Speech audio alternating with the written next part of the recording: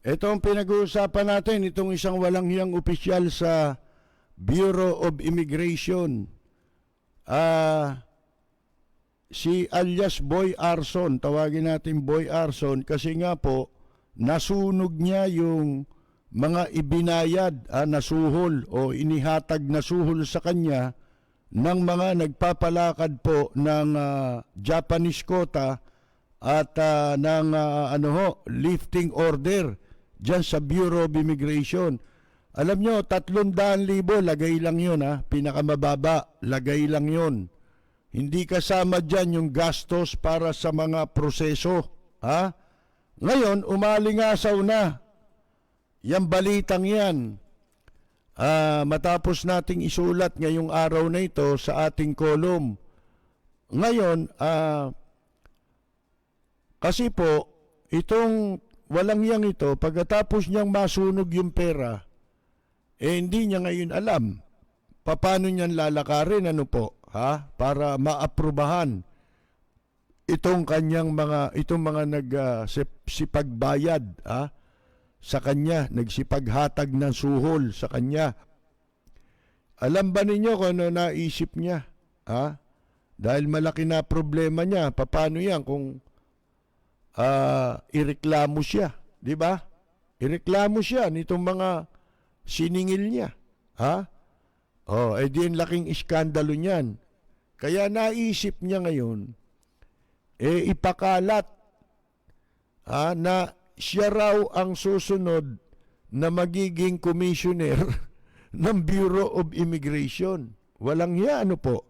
Siyempre, kung kakalat yung balitang yun, iisipin ng mga nagpalakad, siya naman pala magiging commissioner Kaya magantay na lang tayo.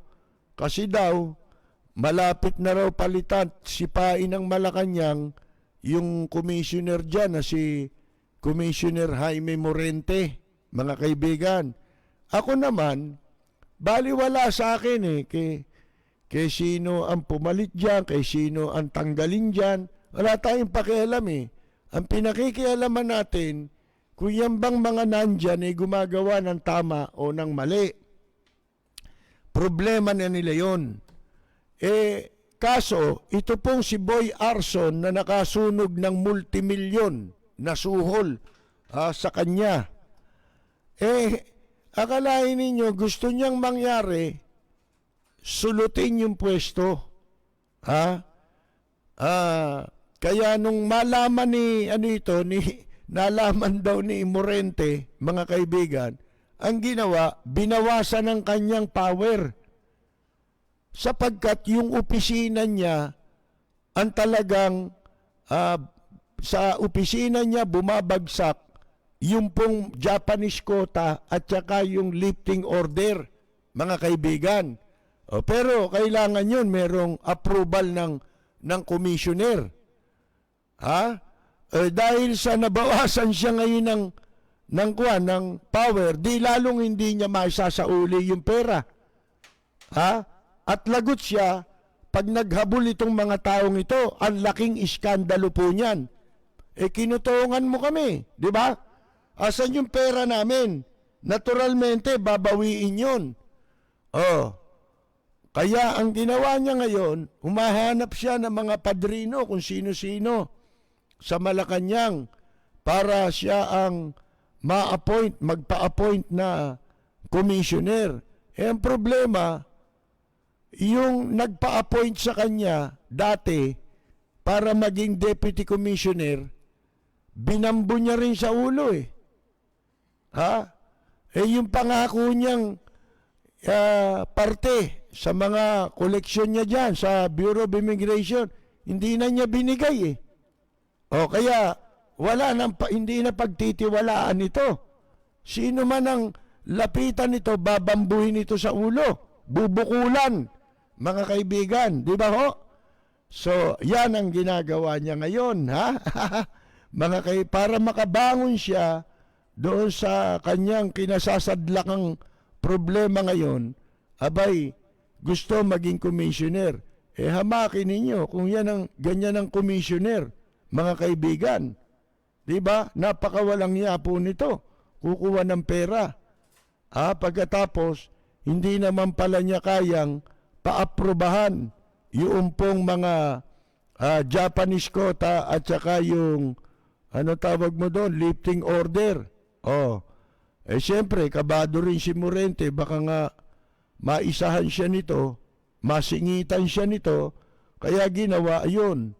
Binawasan yung kanyang poder nitong si Boy Arson. Kaya ngayon para siyang ibon na nabalian ng pakpak, mga kaibigan. Kaya abala naman siya para humanap ngayon ng padpapadrino na naman sa kanya upang maging commissioner. At alam ba ninyo, walang ya talaga ito Nung una nating ibulgar yung walang yan, bumili ng 10 milyon ang halaga nung SUV, bulletproof, mga kaibigan. Sabi ko, sino ba papatay dito? Napakarami bang atraso ng animal na yan at makakabili ka ng 10 milyon kung wala kang ninanakaw? Ba't ka bibili ng bulletproof? Hindi ka naman si Henry C. Hindi ka naman si Lucio Tax. Di ba? Mga kaibigan, para saan yun? 10 milyon na halaga ng sasakyan. Pagkatapos, yung mga tauhan nito talagang puro masisiba sa pera. Nung una yan, yung kanyang driver tsaka yung security, na-entrap yun sa extortion. Diyan sa malapit sa immigration. Hinihingan din nila ng pera. Mga dayuhan. Ngayon, meron siyang 2 tauhan dyan sa immigration. Kasi hindi na imbestigahan mga kaibigan Akala natin noon, may balita, iimbestigahan daw yan ng Presidential Anti-Graft and Corruption. Hindi naman pala totoo yung opisina na yan. Mandurugas din yung nakaupo dyan. Ngayon na naman, ang balita natin, pati asawa nito, nakikialam na rin sa kanyang opisina. Sipin mo yan. Yung asawa niya, ang nagpapa-appoint ng mga tao na ipopwesto niya sa opisina niya. Katulad halimbawa, itong kung tawagin ni Ate Chris, si Ate Chris, kamag-anak ng asawa niya, hipag ng asawa niya. Ang asawa nung Ate Chris na yon, kapatid nung asawa ni Depcom Boy Arson. Ngayon, yung isa pa niyang tauhan na nagpasok din ang kanyang asawa, isang bagitong abogado. Itong abogadong ito, kung tawagin dyan sa immigration, si Boy Chikinini. Siguro, mahilig dyan sa magpunta sa mga sa mga, alam nyo na, sa Ispakol, yan. Mahilig siguro dyan. Tsaka sa kung saan sa pati yata sa kapa-kapa Kapa-kapa. Pinagtsatsagaan yata niyan pagkatapos, tuwing papasok dyan sa office, may chikinini pa Mga kaibigan walang yan itong tarantadong abogadong ito na bagito pa lang kawatan na, si Boy Chikinini, pinasok ng asawa niya doon sa opisina. Pagkatapos, nung minsan montik na palang makasuhan ng extortion. Alam niyo kung bakit? Nagpunta sa opisina ng isang travel agency. Inchik. Ang pangalan ng Inchik si Peter. Itong si Peter, kinokolektahan niya ng tong. Para daw dun sa yung kanilang tong sa visa upon arrival. Montik nang ipa-entrap, dahil sa kasong extortion. Abay, alam nyo, Wala eh. Wala tayong makitang matino eh na inilalagay dito sa administrasyong ito kundi puro ang iniisip ay magnakaw, ha? Gumawa ng pagkakapirahan at hari nawa, ha? Ireklamo ka na ng mga nagbayad o naghatag sa iyo ng lagay na tigta 300,000. Isipin ninyo, milyon-milyon daw ito eh. Ilang sa 10, di 3 milyon yun. 10 katao. Ang dami ho niyan. Kota yan eh, mga kaibigan eh. Hindi ho ba? Basta hapon. Ayan. Hari nawa, mag-iskandalo. Itong mga ito, magreklamo kung bakit hindi natatapos yung kanilang mga dokumento.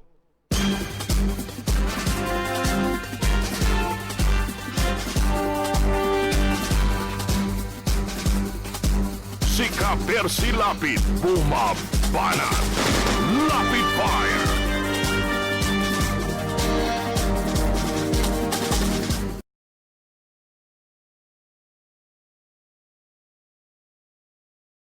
Ngayon, etong si Interior Decorator, Interior Decoration, Secretary Edward Anyo, ay sinasabi niya na ito raw mga local officials ng Valenzuela City at mga executives ng tollway operator on the North Luzon Expressway NLEX dapat mag-usap at humanap ng, akala mo Misayanik ito eh, ha? Para ayusin yung traffic dyan po sa Kwan, sa NLEX, ha? Caused by the introduction of electronic toll. Itong mga ito pumapasok para maging bida, no? Ang bida dyan, yun yung mayor ng Valenzuela ngayon, di ba?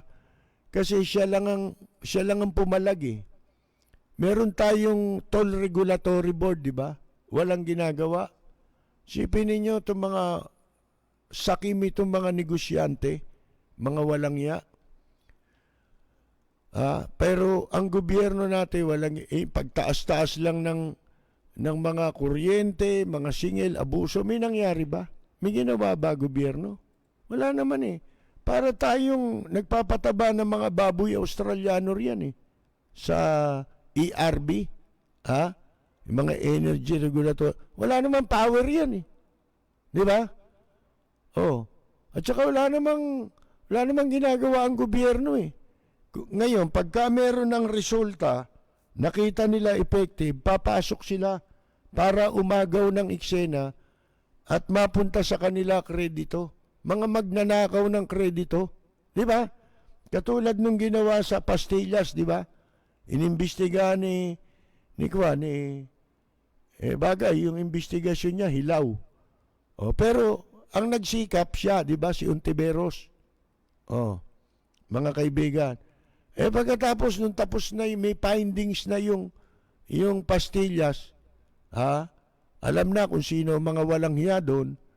Akalain mo, tsaka pumasok si Presidente Digong nyo, pinatawag yung mga mandurugas, tapos gumawa pa ng eksena ron, namigay ng pastillas na may lamang 1,000. Aguinaldo yung ginawa nyo, hindi naman parusa yun eh. Di ba? Pinatawag mo para gumawa ng gimmick na pag-uusapan. Hindi ba? At maagaw yung kredito. Yun, ganun ang ginagawa eh. Pabayan nyo na. Nakita ninyo, paano? Nakita nila, pwede palang magkaisa ito mga local officials na ito, no? Pagka nagkaisa ito, malelechi tayo. Tatagilid ang bangka. Baka mamaya, mauwi yan sa nangyayari ngayon saan? Doon sa Pakistan ba yan? Mga kaibigan, naku. Sa Pakistan, libo-libo, mga kaibigan, ang magsasagawa nitong anti-government rally, ha? Para sumali dun sa marcha papatungong Pakistani capital sa susunod na buwan, ha? Para hilingin ang pagpapatalsik sa Prime Minister ng Pakistan na si Imran Khan, na sinasabi nilang ito ay iniluklok ng military sa isang lutong Macau na eleksyon noong 2018. Ayan po mga kaibigan. Iyon ang mukhang naiisip nila yata rito. Di ba ang daming sumunod? Yun Nakita ninyo yung pagkakaisan sinasabi ko nung isang araw? Ang lakas natin sa eleksyon nasa pagkakaisa. Huwag na natin tignan yung ginagawa ng iba. Huwag na natin pabayan mo na yung mga digong nyo. Ha? Yung mga Dutertaning. Pabayan mo na yan.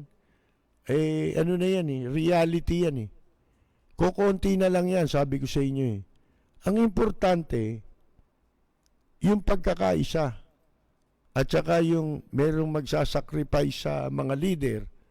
Yung mga leader na alam nyo namang wala namang kayong kakayahan, mahiya naman kayo ng konti. Ang gawin nyo, magsama-sama kayo kung sino yung karapat-dapat na talagang tumakbo. Nagbigay na nga tayo ng example Hindi ka magtatagumpay Nakita mo, panalo na sana si APJ tsaka si Ping Lacson Kung isa sa kanila pumayag, di ba? Panalo na ano ginawa? Hindi pumayag na maging vice president yung isa sa kanila. Bumaba. Hindi katulad nung pagtakbo ni Cory noon, si Doy Laurel nag-giveaway. Hindi ba? Kahit siya yung kinikilalang opposition leader noon. Mga kaibigan. Samantalang si Cory housewife lang, di ba? Hindi naman politiko si Cory. Naging byuda lang ni Senador Aquino. Pero nag-giveaway. Sapagkat ang objective ay manalo, di ba? Kung gusto mo manalo, magkaisa kayo. Kita ninyo yung nangyari. Nagtatagumpay yun yung sa NLEX na yun. Yung ginawa nung nagumpisa sa Valenzuela, sumunod yung mga local mayors, ibang local mayors ng Bulacan, at nahawa yung Pampanga. Di ba? Kita ninyo, di very effective. Dati hindi pinapansin ng mga kumpanya ng NLEX yung sinasabi ng tao pag may reklamo, hindi nila pinapansin. Alam mo yung yung expressway nga sa Japan, di ba?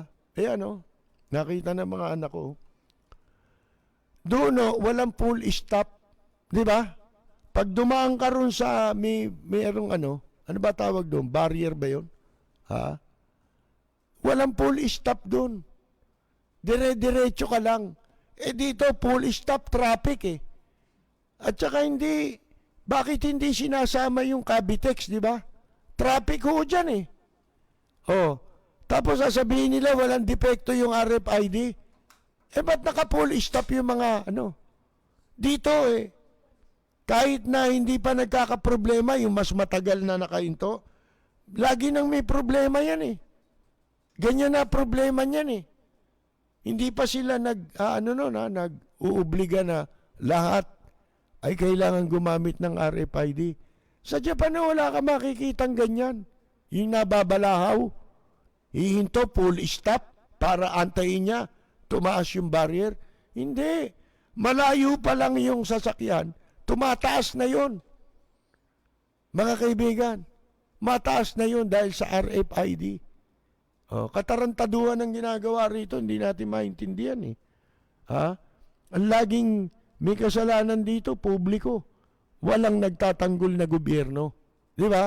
Diyan mo makikita walang gobyerno. Pero, nakita ninyo yung ginawa nung sa Valenzuela.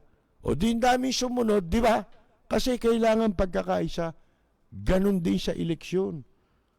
Hindi ito yung panahong politika tayo. Hindi. Huwag kayong magsasabi ngayon na si ganito ang presidente. Malayo pa eh. Baka maunsyami ka.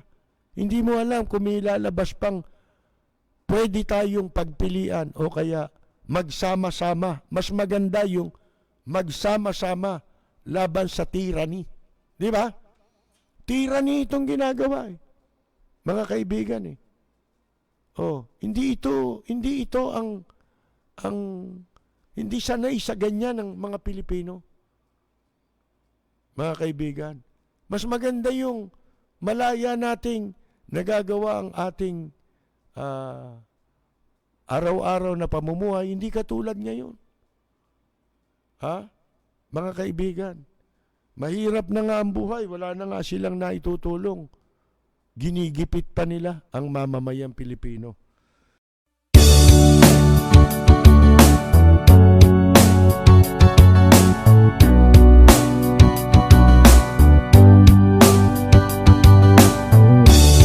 Kay sarap kumain ng rice, pero can afford the price.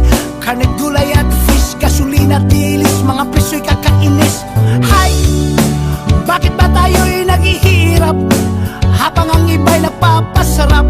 Kahit anong sikap hanggat may mga kurap na ang bisis nila ay crime. Kukurakot sila doon sa left, kukurakot din doon sa right.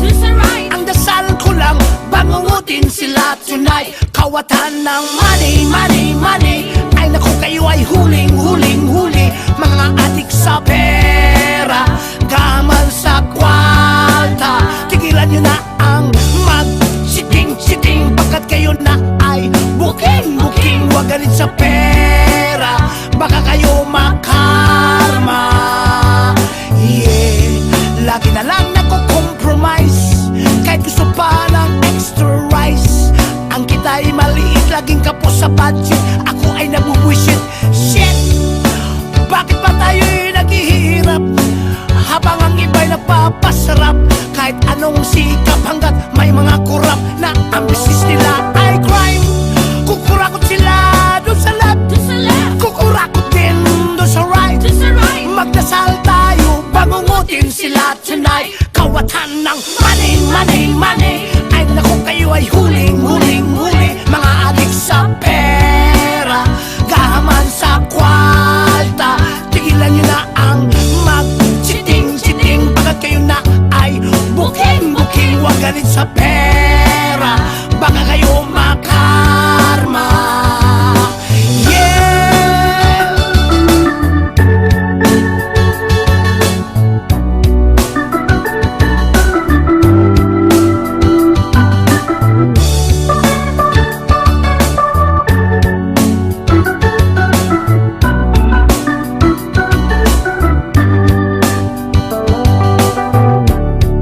Kukurakot sila dun sa left, kukurakot din dun sa right. Ang dasal ko lang, bangungutin sila tonight. Kawatan ng money, money, money. Ay naku, kayo ay huling, huling, huli. Mga adik sa pera, gamal sa kwalta. Tigilan nyo na ang mag-chiting-chiting, pagkat kayo na ay booking-booking. Huwag galit sa pera, baka kayo makarma. Kawatan ng money, money, money. Ay naku, kayo ay huling, huling, huli. Mga adik sa pera, gahaman sa kwalta. Tigilan nyo na ang mag-siting-siting, pagkat kayo na ay booking-booking. Huwag galit sa pera, baka kayo makarma. Kawatan ng money, money, money. Ay naku, kayo ay huling, huling, huli. Mga adik sa pera,